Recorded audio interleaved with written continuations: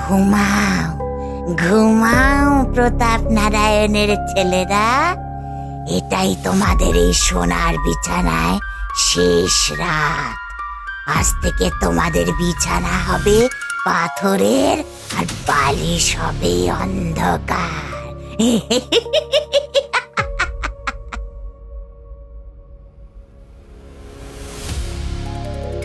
ওটা ওটা কিসের শব্দ? কে কে ওখানে? এত অন্ধকার কেন? ভাইরা ভাইরা ওঠো, কেউ কি জেগে আছো? বাঁচাবে কে রে? তোদের বাবা, ওই বুড়ো রাজা। ও তো এখন ঘুমাচ্ছে।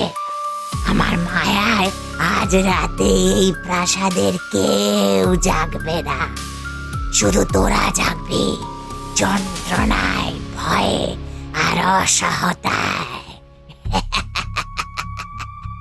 তুই কে? কি চাস তুই আমাদের কাছ থেকে? চলে যা, চলে যা এখান থেকে, নইলে আমাদের বাবার সৈন্যরা তোকে মেরে ফেলবে। সৈন্য?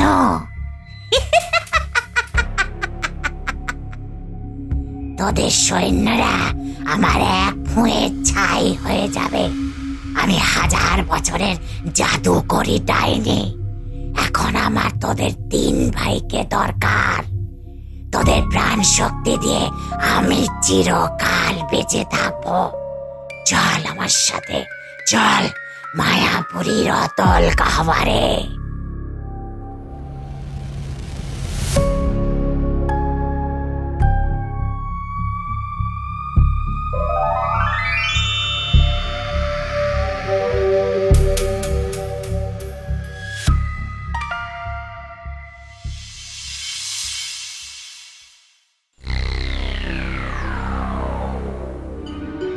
সুবর্ণ, নীলাভ, তোমরা কোথায়? এই বিছানাগুলো এলোমেলো কেন? মেঝেতে এই পোড়া দাগ কিসের? আমার ছেলেরা কোথায়? মহারাজ, মহারাজ!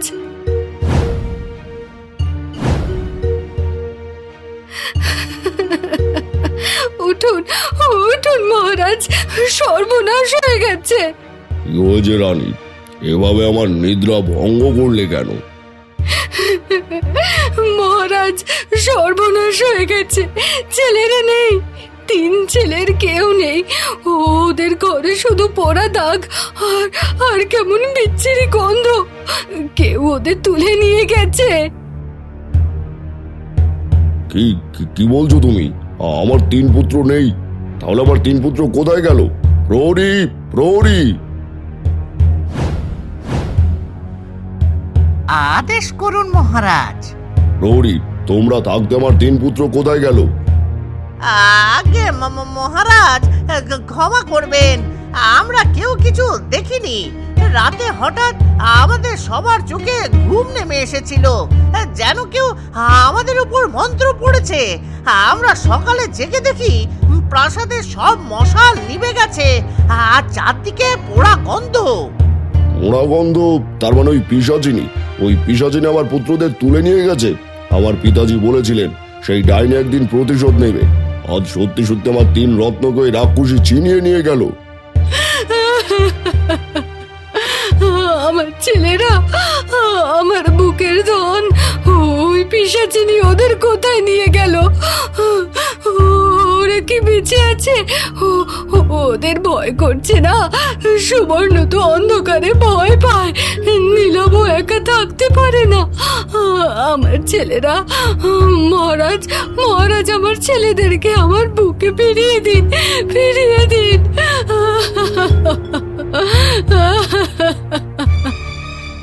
রানী, তুমি ভেঙে পড়ো না, আমি দেখছি কি করা যায়। প্রহরী, তোমরা সারা রাজ্যে ঘোষণা করে দাও, যে বীর আমার 3 ছেলেকে কালনাগিনীর হাত থেকে মুক্ত করে ফিরিয়ে আনতে পারবে তাকে আমি অর্ধেক রাজ্য আর রাজকন্যা রূপবতীর সাথে বিয়ে দেব। কিন্তু সবাইকে সাবধান করে বলবে, মায়াপুরীর পথে মৃত্যু ওঁত পেতে আছে। যে যাবে সে হয়তো ফিরবে না। যথা আজ্ঞা মহারাজ, আমরা এখনই সারা রাজ্যে ঘোষণা করার ব্যবস্থা করছি মহারাজ। শুনুন, শুনুন, শুনুন, মহারাজ প্রতাপ নারায়ণ ঘোষণা করেছেন যে মায়াপুরী গিয়ে মহারাজের 3 পুত্রকে জাদুকরি ডাইনির হাত থেকে উদ্ধার করে আনতে পারবে। মহারাজ তার হাতে অর্ধেক রাজ্যে ও রাজকুমারী রূপবতীকে তুলে দেবে। শুনুন শুনুন শুনুন। সর্বনাশ! ওই ডাইনি রাজকুমারদের তুলে নিয়ে গেছে। বাবা তো মারা যাওয়ার আগে ওই ডাইনির কথাই বলে গেছে। তাহলে কি বাবার কথা রাখার সময় হয়ে গেছে? হ্যাঁ হ্যাঁ, আমাকে যেতেই হবে, নইলে ওই মায়াপুরী থেকে রাজকুমারদের কেউ মুক্ত করতে পারবে না।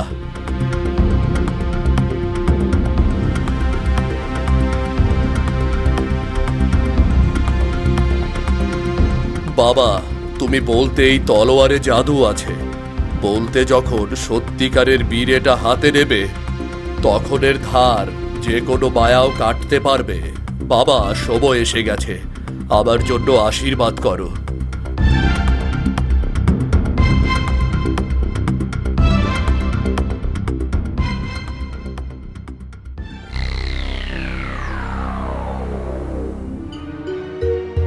মহারাজ প্রণাম নেবেন, আমি কাঠুরিয়া বিক্রম।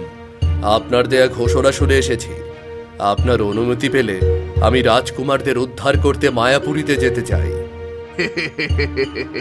এই তো একজন কাঠুরিয়া এসেছে রাজকুমারদেরকে বাঁচাতে। যেখানে রাজ্যে সেরা যোদ্ধারা ভয়ে কাঁপছে সেখানে এই লোক কি করবে? কাঠ কাটবে ডাইনির সামনে? মহারাজ, আমি একজন সাধারণ কাঠুরিয়া। আমার কাছে সৈন্য নেই, ঘোড়া নেই, বর্ম নেই, কিন্তু আমার বাবার দেয়া একটি তলোয়ার আছে আর বুকে সাহস আছে। আমি প্রতিজ্ঞা করছি, হয় আমি রাজকুমারদের নিয়ে ফিরব, নয়তো মায়াপুরীর মাটিতেই আমার শেষ ঘুম হবে। বিক্রম, তুমি কি জানো মায়াপুরীর পথে কি আছে? হাড়ের জঙ্গল, রক্ত নদী আর সেই ডাইনির আয়না মহল। এর আগে বহু বীর গেছে, কেউ ফেরেনি। তুই একা কি করবি? মহারাজ, আমি শুধু বিক্রম নই, আমার আরেকটা পরিচয় আছে, আর তা হলো আমি আপনাদের রাজ্যের মহাবীর বীরেন্দ্র রায়ের একমাত্র ছেলে। বীর বীরেন্দ্র ছেলে? তুমি মহাবীর বীরেন্দ্র ছেলে হয়ে একজন কাঠুরিয়ার মতো জীবনযাপন করছো কেন? তোমার জায়গাটা রাজমহলে। তোমার পিতা এই রাজ্যের জন্য কত কি করেছেন তুমি জানো? মহারাজ, অপরাধ ক্ষমা করবেন। মহাবীরদের অনেক সময় সাধারণ মানুষের ওপর হাত তুলতে হয়। আমার বাবা তা করলেও তিনি তা সইতে পারতেন না, তাই আমাকে সাধারণ জীবনযাপনের নির্দেশ দিয়েছিলেন। আর আমি আমার বাবার দেয়া নির্দেশেই সাধারণভাবে জীবনযাপন করছি। সত্যি তোমার পিতা একজন ভালো মানুষ ছিলেন। সে এত বড় বীর হয়েও কোনোদিন অহংকার করেনি। আজ তোমাকে দেখে মনে হচ্ছে তোমার পিতা তোমার মাঝে এখন অক্ষত আছেন। মহারাজ, আপনাদের 3 ছেলে, আপনাদের প্রাণ, আর আমি আমার বাবার কাছে ওয়াদাবদ্ধ যে কোনো পরিস্থিতিতে রাজকুমারদের সুরক্ষা নিশ্চিত করব। এবার আমাকে আশীর্বাদ করুন মহারাজ, বাকিটা ওপরওয়ালা দেখবে। বাবা, তুমি যদি সত্যি চাও তাহলে এই তাবিজটা নিয়ে যাও। এই তাবিজ আমার মায়ের দেওয়া। মা বলতেন এটা অন্ধকার থেকে রক্ষা করে। আর আমার ছেলেদের বলবে তাদের মা প্রতিটি মুহূর্তে তাদের জন্য প্রার্থনা করছে।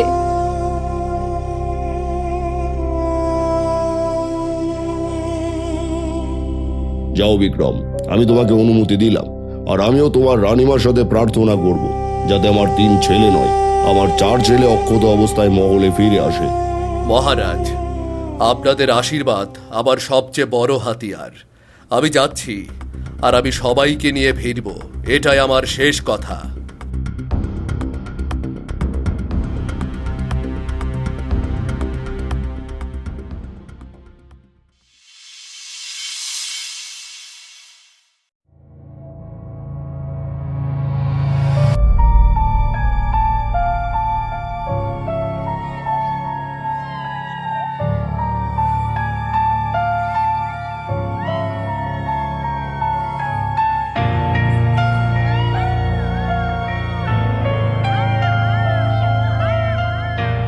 কে যায় এত রাতে এই জঙ্গলের মুখে? কে? মানুষ না ভূত? মানুষ মা, আমি বিক্রম। মায়াপুরীতে যাচ্ছি রাজকুমারদের বাঁচাতে। আপনি এখানে একা কেন মা? এই জঙ্গল তো নিরাপদ নয়। মায়াপুরী? তুই মায়াপুরীতে যাবি? হা, তোর আগে 13 জন এসেছিল, কেউ ফেরেনি। তাদের হাড়গুলো ওই জঙ্গলের গাছ হয়ে আজও দাঁড়িয়ে আছে। জানি মা, তবুও যাব। ভয় পাওয়ার বিলাসিতা আমার নেই। রাজকুমারদের বাঁচাতেই হবে। ভালো, তোর চোখে সাহস দেখছি। শোন বাবা, 3টি বাধা পার হতে হবে তোকে। প্রথমে হাড়ের জঙ্গল, তারপর রক্ত নদী, আর শেষে আয়না মহল। প্রতিটি জায়গায় তোর চোখকে ধোঁকা দেওয়া হবে। মনে রাখবি, যা দেখবি তার সবটা সত্যি না। তোর সবচেয়ে বড় অস্ত্র হবে তোর বুদ্ধি আর তোর অন্তরের জোর। আর কিছু বলবেন না? ওই ডাইনি পিশাচিনীদের মারবো কিভাবে? কাল নাগিনীর প্রাণ তার শরীরে নেই। তার প্রাণ একটি প্রদীপে বাঁধা।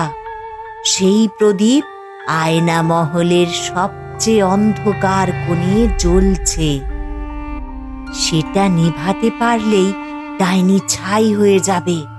কিন্তু সাবধান, সে তোর মনে দুর্বলতা খুঁজবে, তোকে ভয় দেখাবে, কান্না দেখাবে, তোর প্রিয় মানুষদের মুখ দেখাবে। তুই যদি একবার দুর্বল হোস, তাহলে তুইও কিন্তু পাথর হয়ে যাবি।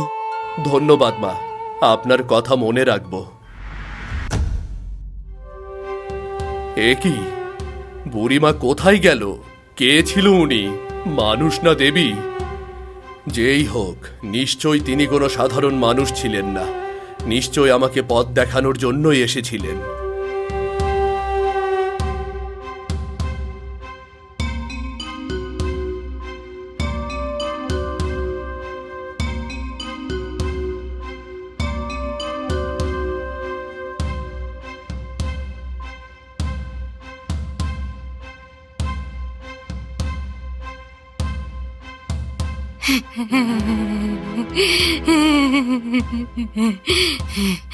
কে কে ওখানে? ওগো পথিক, আমায় বাঁচাও, আমি পথ হারিয়ে ফেলেছি। ডাকাতরা আমার সব কেড়ে নিয়েছে, আমাকে এই জঙ্গলে ফেলে গেছে। আমি ভয়ে মরে যাচ্ছি, একটু স্পর্শ করে পথটা দেখিয়ে দাও আমাকে। এত গভীর জঙ্গলে আপনি একা, রাতের বেলায়? কিন্তু আপনার পা দুটো মাটির ওপর ওভাবে স্থির কেন? একটুও নড়ছে না কেন? পা? তুই আমার পা দেখছিস? কেন রে, তুই কি আমাকে সাহায্য করবি না? আয়, কাছে আয়, আমার হাতটা ধর। তোর পা পেছন দিকে ঘোরানো। তুই মানুষ নোস, তুই পেতনি। ধরে ফেলেছিস? তবে আর নাটক নয়, এই দেখ আমার আসল রূপ। তোর আগে যারা এসেছিল তাদের হাড় দিয়েই এই জঙ্গল তৈরি। ওই গাছটা দেখছিস? ওটা একজন যোদ্ধার মেরুদণ্ড। ওই ডালটা একজন রাজপুত্রের পাঁজরের হাড়। আজ তোর হাড় দিয়ে আমি নতুন গাছ বানাবো। তোর মাংসের গন্ধে আমার জিভে জল চলে আসছে রে।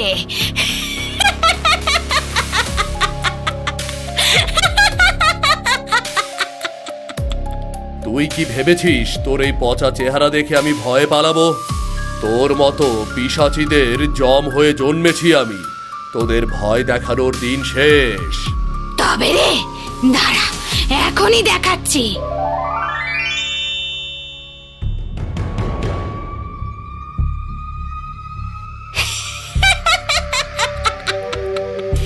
দেখ দেখ, এরাই তোর আগে এসেছিল। এরাও তোর মতো বুক ফুলিয়ে এসেছিল। এখন এরা আমার সেবক। তোকেও এদের মতো হাড়ের পুতুল বানাবো। আয় আমার কঙ্কালরা, আয় ওর মাংস ছিঁড়ে খা।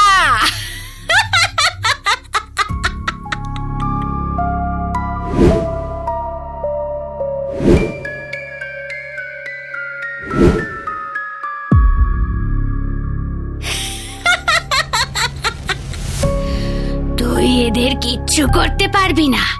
তুই ক্লান্ত হয়ে গেলেই ওরা তোর মাংস চিড়ে চিড়ে খাবে। মায়াবী বৃদ্ধা বলেছিলেন যা দেখবো তার সবটা সত্যি না। তার মানে ওর কঙ্কালগুলো মায়া, ওর ছায়াটাই ওর আসল শক্তি। ওই ছায়া ধ্বংস হলে ওর শেষ।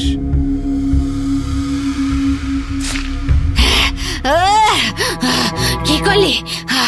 আমার ছায়া, আমার শক্তি, এই তেজ আমি সইতে পারছি না।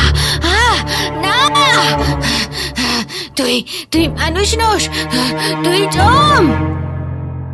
না, আমি মানুষ, সাধারণ মানুষ, কিন্তু সত্যের শক্তি আমার হাতে। তোর পাপের রাজত্ব আজ শেষ।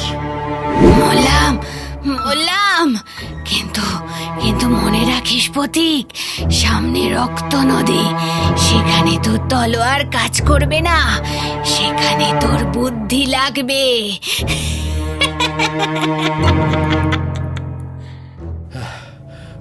প্রথম বাধা পার হলাম, কিন্তু সামনে আরো ভয়ঙ্কর কিছু অপেক্ষা করছে। আল্লাহ, আমাকে আরো সতর্ক থাকতে হবে।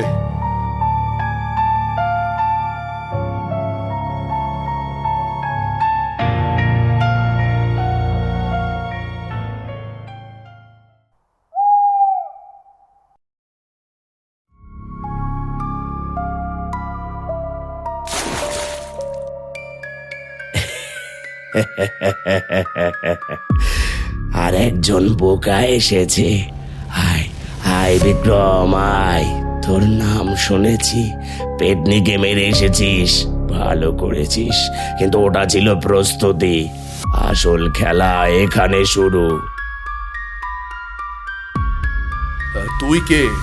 আর ওই মাথাবিহীন দানব কে? আমি আমি এই নদীর মালিক। আমি আর আমার শরীর আলাদা হয়ে গেছে বহু আগে। ওই যে দেখছিস মুন্ডহীন দেহটা, ওটা আমার শরীর। আমার মাথা এখানে, শরীর ওখানে। আমি ভাবি, ও মারে। তোর আগে যারা এসেছিল তাদের রক্তে এই নদী লাল হয়েছে। আজ তোর রক্তটুকু যোগ হবে। মানুষ, টাটকা মাংস। আমি আমি ক্ষুধার্ত। বহুদিন পর মানুষের গন্ধ পেলাম। তোকে ভেসে তোর হাড়ের গুঁড়ো দিয়ে এই নদীর তলা সাজাবো।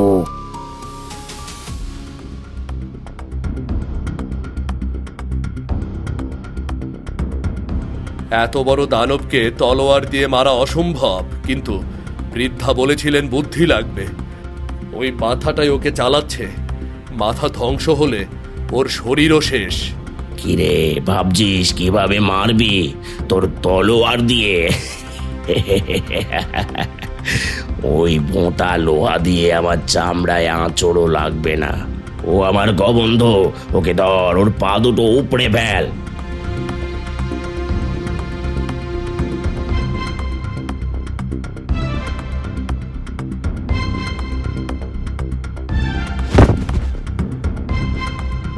তোর দেহটা বড় হতে পারে দানব, কিন্তু তোর বুদ্ধি ওই ভাসমান মাথাটার কাছে বন্দী। তোকে মারতে হবে না, ওই মাথাটা ধ্বংস করলেই তুই শেষ। না, ওকে আমার কাছে আসতে দিস না। ধর ওকে, ওর গলা টিপে ধর, ওকে নদীতেই ডোবা এখনই। অনেক পাপ করেছিস মায়াবী মাথা। এই নদীতে কত নিরপরাধের রক্ত মিশিয়েছিস। এই তোর শেষ হাসি। না না, আমার শেষ। আমি হারলাম, কিন্তু কিন্তু তুই জিতবি না বিক্রম। জাদুকরি ডাইনি তোকে টুকরো টুকরো করবে। ওর আয়না মহলে তুই পাগল হয়ে যাবি। তোর মনের ভেতরের ভয় তোকে খাবে।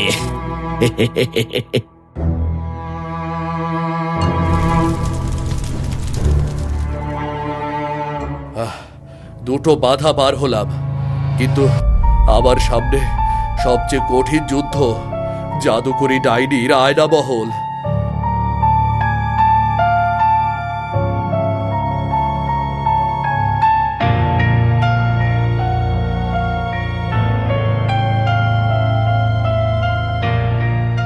তার মানে এটাই জাদুকরি ডাইনির আয়না মহল।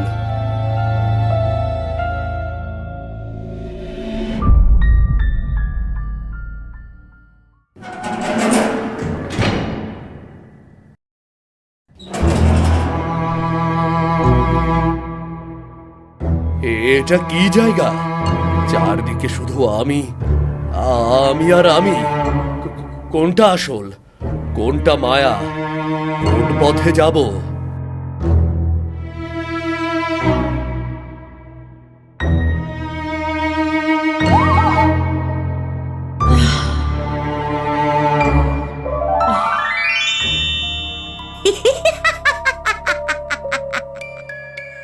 স্বাগতম বিক্রম, স্বাগতম আমার আয়না মহলে। তুই অনেক দূর থেকে এসেছিস, পেতনিকে মেরেছিস, কবন্ধকেও শেষ করেছিস, কিন্তু দেখ তোর সেই বীরত্বের শেষ গন্তব্য কোথায়? এই আয়না মহলে তোর তলোয়ার কাজ করবে না। এখানে তুই নিজেই নিজের শত্রু। জাদুকর ডাইনি, এত মায়া ছড়াস কেন? কোনটা আসল তুই? সামনে আয়, মুখোমুখি লড়। মুখোমুখি আমার সাথে? ওই দেখ দেখ, তোর রাজকুমাররা, ওরাও তোর মতন বুক ফলিয়েই এসেছিল। বড় রাজকুমার বলেছিল আমাকে মারবে, সেজ রাজকুমার বলেছিল তলোয়ার দিয়ে আমাকে দ্বিখণ্ডিত করবে। আজ ওরা আমার পায়ের কাছে পাথরের খেলনা। ওদের চোখ দেখ, ভয়ের জমাট বেঁধে আছে। তোর চোখেও সেই ভয় আমি দেখতে পাচ্ছি। রাজকুমারগণ, আমি এসেছি তোমাদের মুক্ত করতে, তোমরা ভয় পেও না। না না না, ওরা তোর কথা শুনতে পাচ্ছে কিন্তু উত্তর দিতে পারবে না। জানিস কেন? কারণ পাথরের মুখ থেকে শব্দ বের হয় না, শুধু চোখ দিয়ে দেখে, সব দেখে, যন্ত্রণা দেখে, অসহায়তা দেখে, আর ভেতরে ভেতরে কাঁদে। তোকেও এই একই কষ্ট দেব আমি। ওদের মুক্তি দে ডাইনি। নিরপরাধ ছেলেগুলোর কি দোষ ছিল? তোর সাথে ওদের কি শত্রুতা? শত্রুতা? ওদের বাবা প্রতাপ নারায়ণের সাথে আমার শত্রুতা। প্রতাপ নারায়ণের বাবা আমাকে এই অন্ধকারে নির্বাসন দিয়েছিল। আমার সমস্ত শক্তি কেড়ে নিয়ে আমাকে এই মায়াপুরীতে বন্দি করেছিল। 50 বছর, 50 বছর আমি এই অন্ধকারেই পচেছি। এখন প্রতিশোধের সময়। কিন্তু তোকে মারব না বিক্রম, তোকে মারলে মজা নেই। তোকে ভাঙবো, তোর মনটাকে টুকরো টুকরো করব। এই দেখ। বিক্রম, বাবা, আমায় বাঁচাও। আমি মরে গিয়েও শান্তি পাচ্ছি না। তোমাকে দেখতে চাই বাবা, কাছে আসো বাবা, আমার হাত ধরো, আমার হাত ধরো। বাবা, বাবা তুমি, কিন্তু তুমি তো মারা গেছো, তুমি কিভাবে? হ্যাঁ বিক্রম, হ্যাঁ, তোর বাবা তোকে ডাকছেন। তুই কি বাবার ডাকে সাড়া দিবি না? একটু কাছে যা, বাবার হাতটা ধর, সব কষ্ট শেষ হয়ে যাবে। না না, এটা আমার বাবা হতে পারে না। আমার বাবা কখনো আমাকে দুর্বল হতে বলেননি।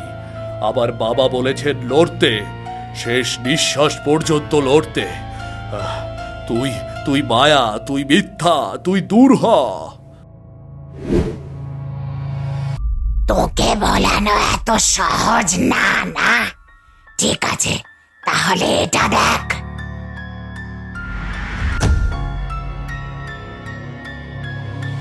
বিক্রম, তুই কোথায়? তুই রাজকুমারদের বাঁচাতে গেছিস, আর এদিকে পুরো রাজ্য ধ্বংস হয়ে যাচ্ছে। সব তোর দোষ, তুই না গেলে এমন হতো না। মিথ্যা, সব মিথ্যা, এগুলো চোখের ভুল। মায়াবী বৃদ্ধা বলেছিলেন যা দেখবো তার সবটা সত্যি না। আমি বিশ্বাস করব না, কিছুতেই বিশ্বাস করব না আমি।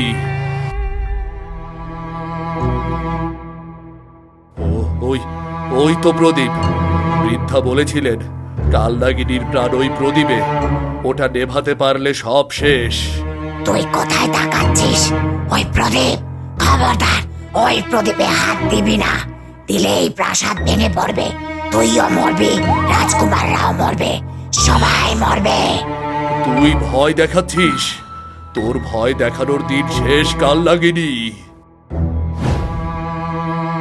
দাঁড়া দাঁড়া নির্বোধ মানুষ, তোর মাংস ছিঁড়ে খাবো, তোর হাড় কুঁড়ো করবো, তোকে এমন যন্ত্রণা দেব যে তুই চিরকাল কাঁদতেই থাকবি। তোর বিনাশকাল ঘনিয়ে এসেছে কালনাগিনী। সত্যের জন্য মরতে আমি ভয় পাই না, কিন্তু তোকে বাঁচতে দেব না।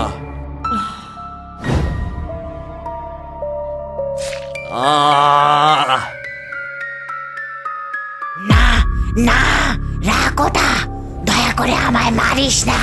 আমি রাজকুমারদের ছেড়ে দেব, তুই যা চাস তাই দেব, সোনা দেব, রাজ্য দেব, শুধু তুই ওটা রাখ। তুই যখন রাজকুমারদের নিয়ে যাচ্ছিলি তখন ওরা কি তোকে বলেনি আমাদের ছেড়ে দাও? তুই কি ছেড়ে দিয়েছিলি?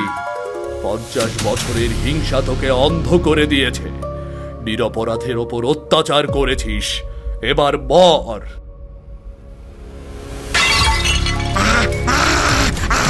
পুড়ে যাচ্ছি, আমার শেষ। কিন্তু মনে রাখ বিক্রম, হিংসার আগুন কখনো পুরোপুরি নেবে না, কারো না কারো মনে সে জ্বলতেই থাকে।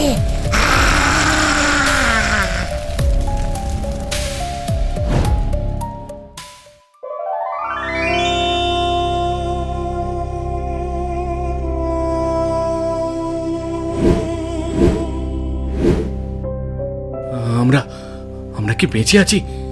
এটা কি সত্যি? বিক্রম, বিক্রম, তুমি তুমি আমাদের বাঁচালে? হ্যাঁ রাজকুমার, অন্ধকার কেটে গেছে, আপনারা মুক্ত। বিক্রম ভাই, তুমি জানো না আমরা কি কষ্ট পেয়েছি। পাথরের ভেতরে আমরা সব দেখতে পাচ্ছিলাম, শুনতে পাচ্ছিলাম, কিন্তু কিন্তু কথা বলতে পারছিলাম না, নড়তে পারছিলাম না। চোখ দিয়ে শুধু দেখেছি আর কেঁদেছি। ওই ডাইনি প্রতিদিন এসে আমাদের দেখিয়ে যেত কিভাবে সে আমাদের বাবা মাকে কষ্ট দিচ্ছে। তুমি তুমি আজ আমাদের দ্বিতীয় জন্ম দিলে। এই ঋণ আমরা কোনোদিন শোধ করতে পারবো না বিক্রম।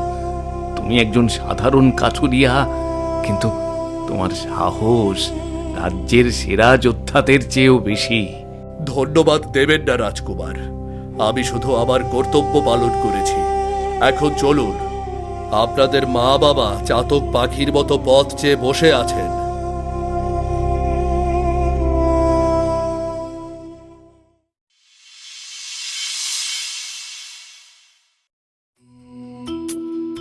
বাবা বিক্রম, তুমি আমার সন্তানদের ফিরিয়ে এনেছো। তুমি প্রমাণ করেছো তুমি সত্যিকারের একজন বীর পুত্র। আমি তোমাকে কি দেব? অর্ধেক রাজ্য? এটাও তোমার প্রাপ্যের কাছে কম। মহারাজ, আমার রাজ্য লাগবে না, আমি শুধু চাই এই রাজ্যের মানুষ সুখে থাকুক। না, আমি রাজা প্রতাপ নারায়ণ, আমার কথার কখনো নড়চড় হয় না। আমি যা বলেছি তাই হবে। আজ থেকে অর্ধেক রাজ্য সঙ্গে রাজকুমারী তোমার। আমি আজই তোমাদের বিবাহ দিয়ে তোমাকে আমার পরিবারের একজন করব। জয় মহারাজ প্রতাপ নারায়ণের জয়। জয় জয় মহারাজ প্রতাপ নারায়ণের জয়।